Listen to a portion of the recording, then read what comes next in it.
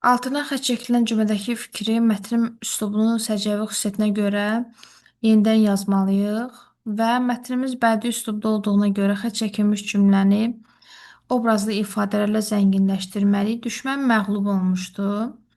Yazmaq olar ki, düşmənin başını əzdik.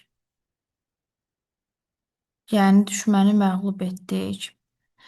Məcazi mənalı ifadələr əlavə olunarkən biz çalışırıq ki, cümlədəki məna itməsin və həqiqi mənalı sözlər əlavə etmək olmaz. Hansısa bir sözü dəyişib həqiqi mənalı ifadə ilə əvəz etmək olmaz. Sadəcə olaraq özümüzdən məcaz artırırıq, məcazi mənalı ifadə artırırıq və yaxud da hər hansı bir sözü dəyişib məcazi mənalı ifadə ilə əvəz edirik. Düşmənin başını əzdi deyə bilərik və yaxud da düşmənin qarşısına məcaz qoya bilərəm. Qana susamış düşmən məğlub oldu. Belə bir şey yazmaq olar.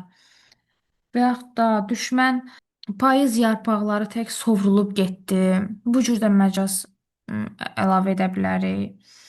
Və sair kimi müxtəlif məcazlardan istifadə edərək cümləni zənginləşdirmək mümkündür.